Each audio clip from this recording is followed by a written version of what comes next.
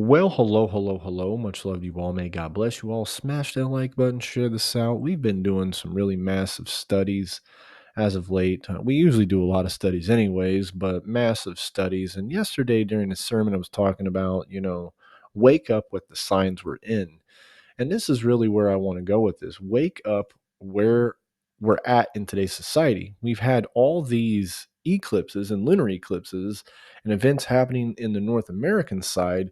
A lot of things are now going to start taking place on the other side now.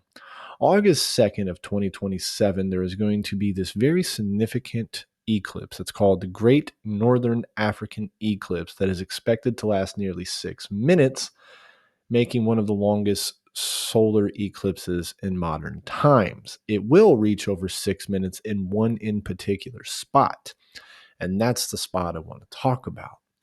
So, we see that this is going to pass over the Atlantic Ocean into southern Spain, move across North Africa, covering countries like Morocco and Egypt. So, as it passes through the Red Sea and enters Saudi Arabia, Yemen, and parts of Somalia, the longest expected time of over 6 minutes of complete darkness is supposed to be in Egypt. And it's very ironic it crosses over the Red Sea as well, because in Exodus 6, God gives a promise to Moses that he is going to show his might, not just to Pharaoh, but to the Hebrews, that he is going to bring this deliverance. And this is when the events start taking place of plague after plague, of course, darkness that takes place as well, and then eventually the crossing of the Red Sea. And this is a chapter where God promises his deliverance in chapter 6. And this is happening for over 6 minutes, and then it crosses the Red Sea. This is very, very in particular. Of course, some people will mark it off to say, this isn't really nothing, right? Well, the next total lunar eclipse that will turn into a blood moon, as it says, when it loses brightness, it's going to turn a reddish orange, is also happening on the other side of the world, September 7th, 2025. As you see, it's going to have a lot of its, not as much over Egypt and areas like that. Mainly the biggest part of it's going to be here, but still they will experience it in this other side of the world. Cairo, Egypt is expected to see it from 8:30 to 9:52. This is supposed to be one of the longest lunar eclipses at 82 minutes. And there's such a significance with all these things taking place, guys. As you continue to see, floodwaters are continuing to grow rapidly, continuing to destroy not just places in America, but places overseas as well. It's like the days of Noah. The water has broke. Flash floods in central Maryland and Washington, D.C. prompt water rescues and flash flood emergencies, guys. We are living in the biblical end days, and yet people still do not want to see it. Now, you can play off everything I've said. It's only a 6 minute eclipse over Egypt before it passes into the Red Sea, but there was a promise in Exodus 6 of a deliverance. And we have a promise in Jesus of a deliverance once again, a deliverance away from the wickedness in this world to a eternal place called heaven, where he goes and prepares a place for us.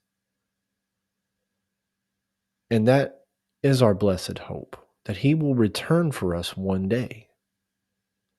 Those days are approaching, whether you realize it or not. You work out your salvation with fear and trembling. Who cares what Tom, Joe, and Harry around the corner might think about you? You should care about your relationship with God and do not forsake the gathering together as that day approaches. We should fellowship together. This is where two or more are gathered. You're in the presence of the Lord God Almighty by that point in time. So, whether it's Aleph and Tav is spelled over America with a lot of these eclipses, whether it's a lot of these floods, even like Helene that left open Revelation 13 wrapped around a pole, Whether it's a 6-minute eclipse that's going to be over Egypt before passing into the Red Sea, and Exodus 6 talks about the deliverance from Egypt. And Egypt, of course, is the world, and a lot of people are trapped in the world.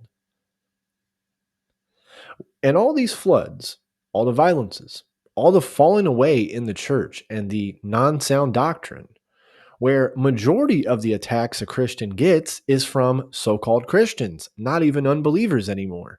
A couple years ago, it was nothing but unbelievers attacking us, but now it is nothing but so-called believers that attack us.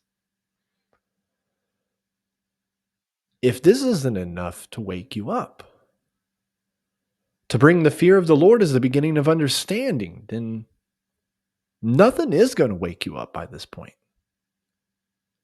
Arise, O sleeper, as the book of Ephesians says. Spiritually sleeping, a lot of people are. They don't want to wake up out of Matrix. They want to go back to Alice in Wonderland and act like nothing ever happened. That steak on their fork is literally a steak. Or is it a figment of your imagination is the thing.